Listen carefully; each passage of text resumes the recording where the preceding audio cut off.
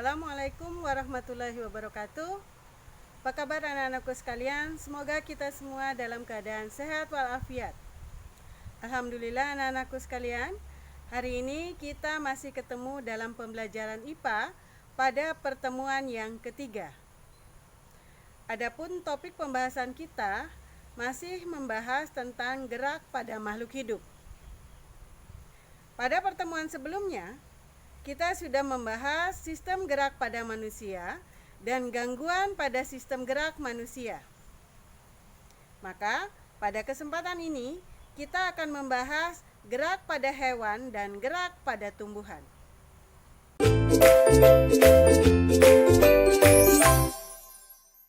Kita membahas gerak pada manusia, di mana ciri daripada makhluk hidup itu yang pertama adalah bergerak, yang kedua adalah peka terhadap rangsang.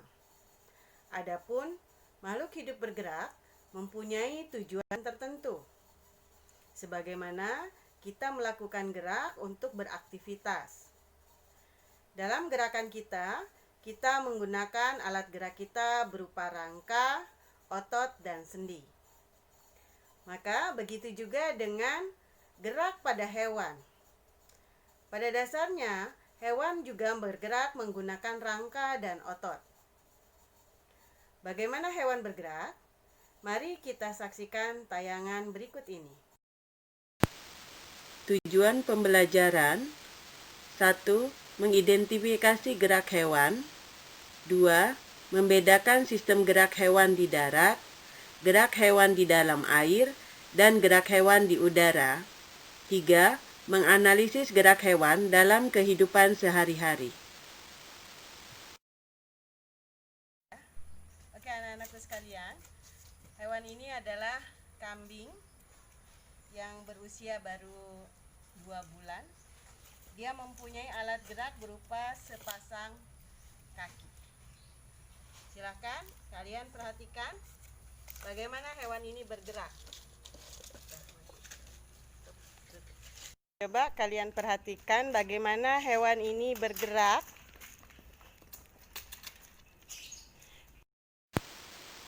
Kita amati bahwa kambing bergerak dengan cara berjalan dan berlari. Untuk lebih jelasnya, mari kita lihat tayangan berikutnya. Bagaimana dan mengapa hewan bergerak? Organ atau sistem gerak yang terdapat pada hewan berhubungan langsung dengan bentuk rangka dan tubuh hewan. Hewan bergerak dengan berbagai cara, misalnya ada hewan yang bergerak dengan berjalan, berlari, terbang, berenang, merayap, dan lain sebagainya. Hewan bergerak berdasarkan jenis dan habitatnya. Hewan bergerak bisa di darat, contohnya dengan cara berjalan, berlari, merayap, melompat, dan sebagainya. Hewan bergerak di dalam air dengan cara berenang, dan ada juga hewan yang bergerak di udara dengan cara terbang. Hewan bergerak untuk berbagai tujuan, antara lain untuk mencari makan, melindungi diri dari gangguan atau predator, atau mencari tempat tinggal, dan lain sebagainya. Gerak hewan di darat. Hewan darat bergerak menggunakan otot dan rangkanya, terutama kaki, yang bentuk dan jumlahnya bervariasi untuk setiap jenis hewan. Dan perlu diketahui bahwa kecepatan gerak hewan di darat juga berbeda-beda setiap jenisnya. Contohnya, mari kita perhatikan kecepatan bergerak hewan-hewan berikut ini. Gajah memiliki kecepatan bergerak 25 km per jam. Kerbau 50 km per jam. Sedangkan kuda 76 km per jam. Kijang memiliki kecepatan bergerak 97 km per jam. Dan macan atau cheetah memiliki kecepatan 112 km per jam. Mengapa hewan-hewan tersebut memiliki kecepatan gerak yang berbeda-beda? Coba kalian analisis.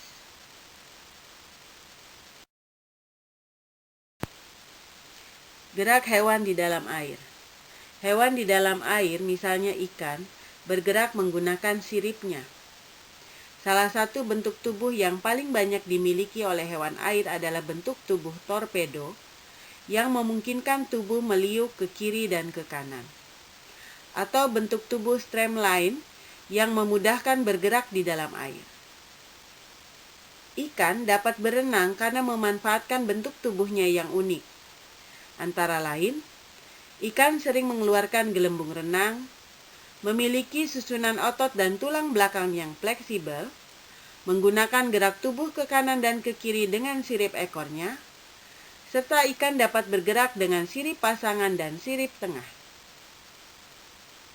Sekarang, jelaskan bagaimana keunikan tubuh ikan bermanfaat untuk ikan bergerak di dalam air, dan berikan contoh hewan lainnya yang dapat bergerak di dalam air dan bagaimana cara bergeraknya.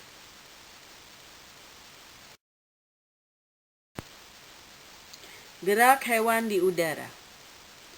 Hewan-hewan bergerak di udara dengan cara terbang, yang memiliki cara yang unik. Hewan bergerak di udara salah satu contohnya adalah burung, yang terbang dengan menggunakan sayapnya. Selain itu, burung memiliki susunan kerangka yang ringan, tulang dada dan otot yang kuat, dengan bentuk sayap airfoil. Setiap burung mempunyai cara terbang yang berbeda-beda, tergantung dengan bentuk tubuh burung tersebut.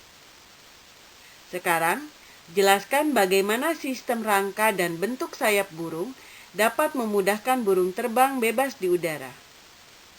Dan apakah gerak terbang burung sama dengan gerak terbang serangga? Silahkan kalian analisis.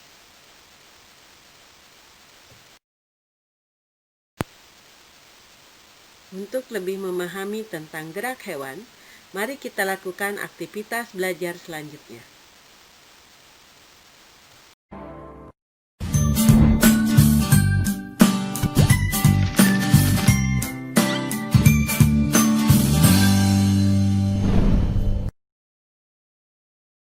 Oke anak-anak sekalian, demikianlah gerak pada hewan yang dapat kita lihat dalam kehidupan sehari-hari. Sekarang kita akan membahas gerak pada tumbuhan. Untuk gerak pada tumbuhan, mungkin kita tidak bisa melihatnya langsung sebagaimana kita melihat gerak pada manusia dan hewan. Apakah tumbuhan bergerak? Ya, tentu tumbuhan bergerak karena tumbuhan juga merupakan makhluk hidup. Ciri berada pada makhluk hidup adalah bergerak. Nah, satu lagi ciri makhluk hidup adalah peka terhadap rangsang. Pada tumbuhan bergerak cenderung karena adanya rangsangan. Bagaimana tumbuhan bergerak? Mari kita saksikan tayangan berikut ini. Tujuan pembelajaran 1. Mengidentifikasi gerak pada tumbuhan. 2. Membedakan gerak tumbuhan berdasarkan jenis rangsangnya. 3. Menganalisis gerak tumbuhan dalam kehidupan sehari-hari. Oke anak-anakku sekalian, dalam pembahasan gerak pada tumbuhan, mari kita lihat bagaimana gerak pada tumbuhan pada tanaman buah naga dan tanaman paria. Kalian perhatikan, tanaman buah naga ini akarnya ada di bawah, kemudian merambat dan dia sampai ke atas gedung. Silakan kalian analisis gerak yang dilakukan oleh tanaman buah naga dan tanaman buah paria ini. Oke anak-anakku sekalian, kalian perhatikan ini adalah tanaman buah naga dan tanaman buah paria. Tanaman ini tumbuh merambat di atas gedung. Silakan kalian analisis gerak apakah yang dilakukan oleh tanaman buah naga dan tanaman buah paria ini. Gerak tanaman ini termasuk gerak tanaman tropisi, yaitu karena pengaruh daripada rangsangan berupa sentuhan. Untuk lebih jelasnya, mari kita perhatikan tayangan berikutnya. Gerak pada tumbuhan dibedakan menjadi 3 macam, yaitu gerak endonom, gerak higroskopis, dan gerak esionom. 1.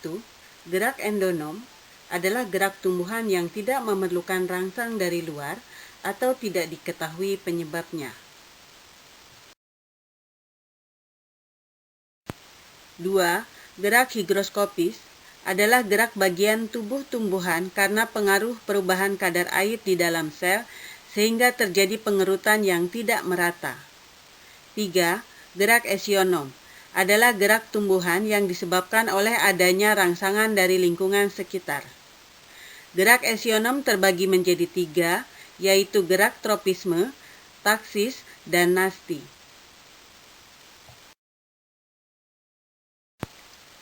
Berdasarkan jenis rangsangnya, gerak esionom terbagi menjadi 3 bagian.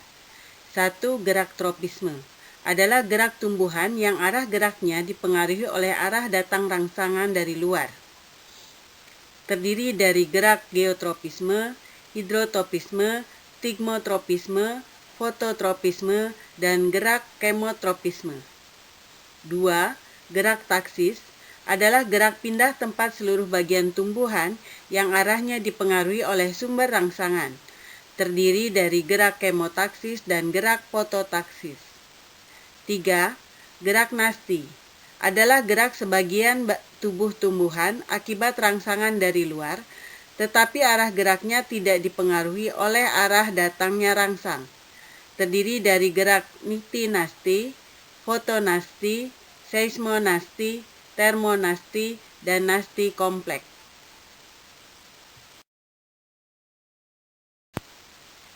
Sekarang, bagaimana gerakan tumbuhan pada gambar berikut ini?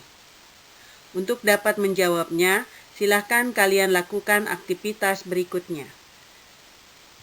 Oke anak-anakku sekalian, demikian sepintas tentang gerak pada tumbuhan dan gerak pada hewan. Untuk melengkapi pembelajaran, kalian akan melakukan aktivitas menyelesaikan LKPD yang sudah disiapkan. Anak-anakku sekalian, pertemuan ketiga ini adalah akhir pembahasan kita mengenai materi gerak pada makhluk hidup. Untuk pertemuan yang akan datang, kita akan membahas gerak pada benda. Dan untuk mengingat kembali materi yang sudah dipelajari, silakan kalian mengerjakan latihan soal yang ada pada buku Media Penilaian Autentik halaman 14-21. Dan untuk bisa menjawabnya, silakan kalian membaca buku siswa dan kalian bisa mencari informasi dari sumber belajar pada portal Rumah Belajar. Silakan kalian berselancar untuk menambah wawasan kalian. Oke, kondisi apapun anak-anakku sekalian, kita tetap semangat belajar. Belajar di mana saja, kapan saja, dengan siapa saja. Kita belajar dengan sistem jarak jauh, tapi kita tetap semangat belajar untuk menambah wawasan kita. Demikian pembelajaran IPA pada kesempatan ini membahas gerak pada hewan dan tumbuhan. Sudah lengkap pembelajaran kalian tentang gerak pada makhluk hidup. Sampai ketemu dalam pembelajaran berikutnya, kita akan membahas gerak pada benda. Tetap semangat belajar, semoga berhasil.